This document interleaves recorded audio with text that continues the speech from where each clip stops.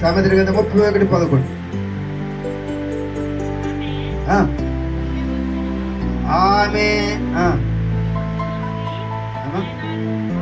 11 వచ్చిన తల్లి. ఆమె పెనిమిటి ఆమె ఎంతో నమ్మిక ఉంచును, అతని లాభ ప్రాప్తికి ఎలెత్తి కలగదు. ఆమె తన బ్రతుకు దినములన్నీ అతనికి మేలు చేయదు గాని కీడు చేయదు. ఆమె గొర్రెపచ్చును అవశనాలను వెతుకును, తన చేతులార వాటితో పని చేయును.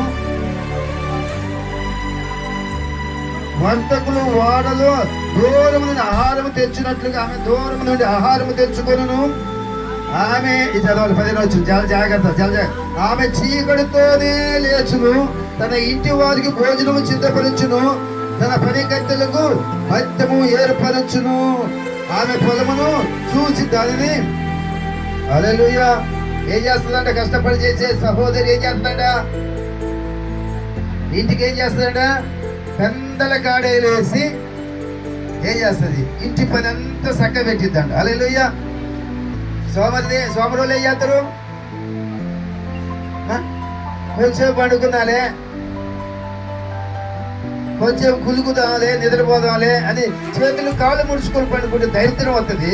కానీ ఏమేం చేస్తుంది తెలుసా? ఈయనే కానీ ఎవరైనా సరే, పురుషుడే కానీ స్త్రీయే కానీ, ఇక్కడ అంటున్న మాట ఏంటంటే పెందల కాడే చీకటితోనే లేచిద్దంట. ఇంకా చీకటి ఉండగానే లేచిద్దంట. లేచి ఇల్లు పని అంతా చక్క పెట్టుకొని భోజనం సిద్ధపరుస్తుందంట పనికి పోవడానికి భర్తకి. ప్రజలు హల్లెలూయా. మరి నీ పని, నా పని, వాక్యం వింటున్న సహోదరి నీ పనులు ఎలా ఉన్నాయి?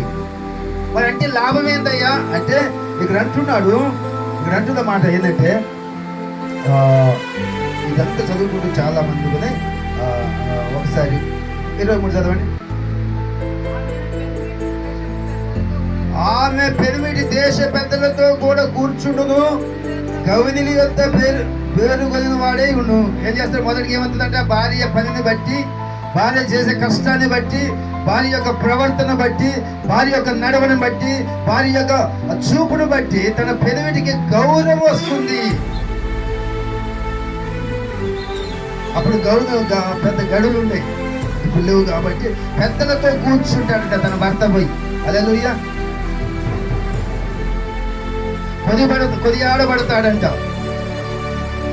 మరి తర్వాత ఆమె నారబట్టలు నేయించును, అమ్మును, నడికట్టును, వర్తకులు అమ్మును, బలము ఘనత ఆమెకు వస్త్రములు. ఏంటంటే ఆమె వస్త్రాలు ఏంటంట? బలమును ఘనత ఆమెకు వస్త్రములు. హల్లెలూయా. నువ్వు పెందల కాడ లేచి పని చేస్తే నీ భర్తకు ఘనత వస్తుంది, నీకు బలం వస్తుంది, నీకే వస్తుంది? ఘనత వస్తుంది. ఇవి పొందుకోవాలి అంటే సోమరితనం విడిచిపెట్టాలి, బద్ధకష్టం విడిచిపెట్టాలి, నిద్రపోతను విడిచిపెట్టాలి, మనకున్న నిర్లక్ష్యం విడిచిపెట్టాలి. శ్రద్ధగా పని చేయాలి, శ్రద్ధగా ప్రార్థన చేయాలి, శ్రద్ధగా వాక్యం చదవాలి, శ్రద్ధగా మాట్లాడేటప్పుడు కూడా అశ్రద్ధగా మాట్లాడుతారు, వదిలేస్తారు మాట. సామెతల గ్రంథంలో అన్నట్టుగా 31 అధ్యాయంలో మాట్లాడినట్టుగా ఆ కుటుంబం ఏమవుతుందిగా ఆశీర్వదించబడుతుంది. ఒకసారి ఆ మాట ఎదుర్కొని ముగించుదామా? సామెతల గ్రంథంలో కొద్దామా ఒకసారి.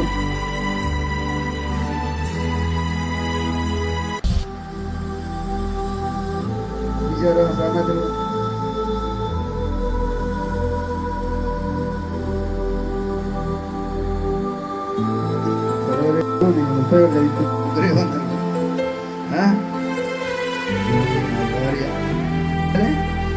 30 పొగడాలి. మనం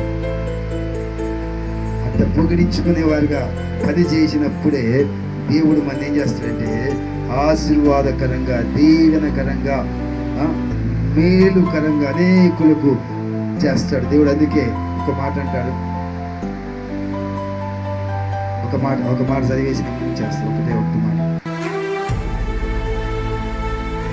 12:4 చూడండి ఒకసారి.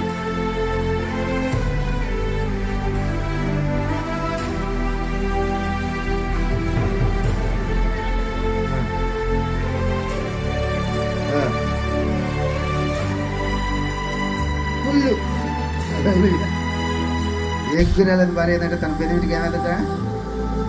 కిరీటంగా ఉంటుంది. ఈ భర్తలకు మీరు ఎలా ఉండాలి? హల్లెలూయా. ఉంటున్నారా? మేగ్గా ఉంటున్నారా? చాలా జాగ్రత్త, చాలా జాగ్రత్తగా దేవుడి సన్నిధిలో మనం చాలా చాలా చాలా చాలా చాలా జాగ్రత్తగా జీవించినప్పుడు దేవుడు మన అద్భుతమైన కార్యాలు మన జీవితంలో చేస్తాడు. పరిపూర్ణమైన జీవితాలు మనకి ఇస్తాడు దేవుడు. మేలుకరమైన జీవితంలో నడిపిస్తాడు. ఎప్పుడంటే శ్రద్ధగా పనిచేసినప్పుడే.